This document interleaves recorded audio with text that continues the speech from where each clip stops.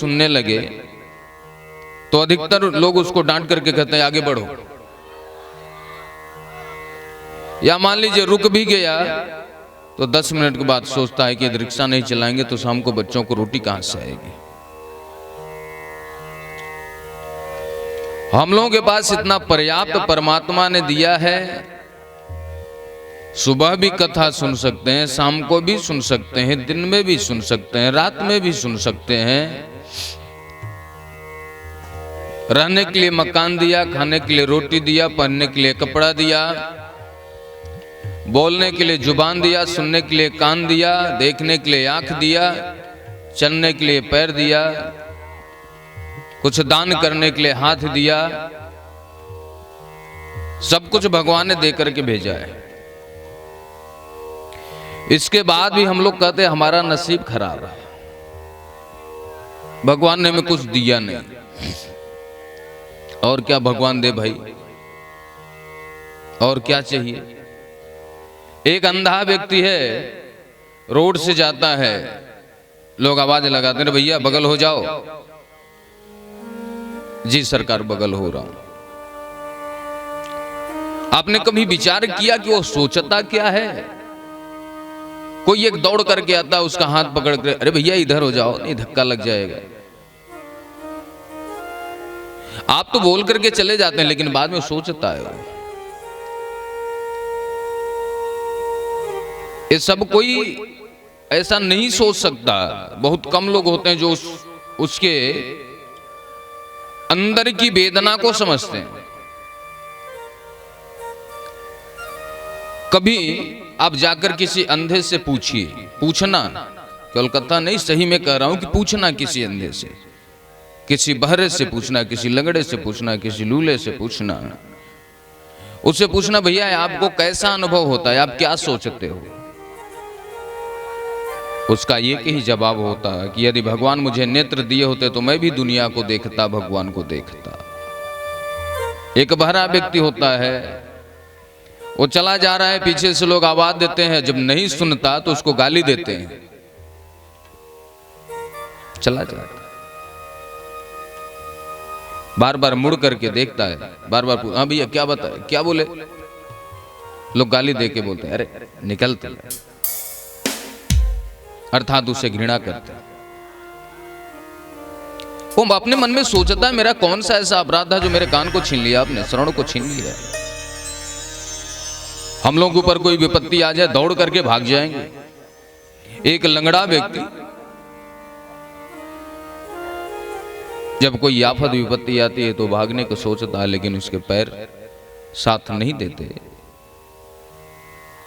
तो विधाता से पूछता है मेरा कौन सा ऐसा अपराध था।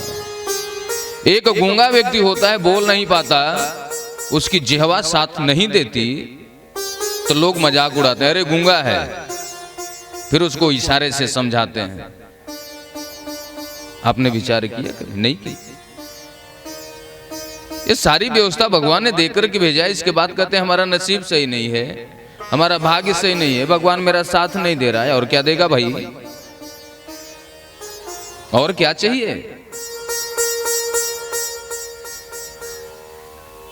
बड़े भाग मानुष तन पावा, बड़े भाग्य से मनुष्य तन मिलता है। नहीं पशु भी बन सकते हैं, पक्षी भी बन सकते हैं।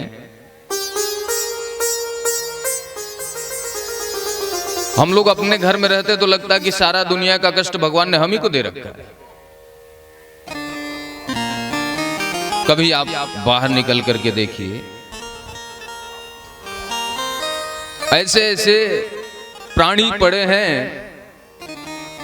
जो 35 वर्ष की उम्र में ही बचपना, किशोरावस्था, जवानी, बाल बच्चे, बुढ़ापा और मर भी जाते हैं, मात्र 35 वर्ष की उम्र। कभी बॉम्बे जाना, लोकल ट्रेनें चलती हैं, ओ पटरियों के किनारे देखना है आप, 10-11 साल का बच्चा वो उसका शादी हो गया, 15-20 साल के अंदर उसके बच्चे हो गए। बचपन से ही गांजा, अफीम, चरस आदि नशा 15 साल की उम्र में लग रहा है कि ये 70 साल का हो चुका है। 30 जाते जाते अपना होश खो देता है, कहां पे बैठूं कहां पे उठूं, और 35 जाते जाते मर जाता है।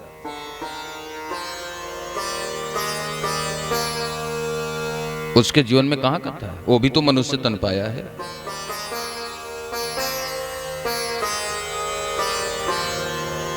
कटोरा लेकर के पटरियों के किनारे बच्चे रोटी मांगते हैं, पैसे मांगते हैं, कोई चावल दे देता है। चिथड़े कपड़े उनके शरीर के ऊपर हैं। हम लोग इतने रजाई, गद्दा, रूम हीटर, फलाना ढेकाना सारी व्यवस्था करके सोते हैं, फिर भी कहते हैं ठंड लग रही है। शुद्ध ढंग से उनके शरीर पे कपड़े भी नहीं है, फटे कपड़े हैं, और प्लास्टिक की झोपड़ी में एक पतला सा प्लास्टिक बिछा करके लेटे पड़े हैं। उनको ठंड नहीं लगती है, लेकिन क्या करें। यदि वो परमात्मा से कहें कि मेरा नसीब खराब है, मेरा भाग्य साथ नहीं दे रहा है, तो एक बार कह भी सकते हैं कि सही कह रहा है। हम लोग रोते रहते हैं कि हमारा नसीब खराब है, हमारा नसीब खराब है, हमारा भाग्य खराब है, भगवान ने हमें इतना दुख दे दिया,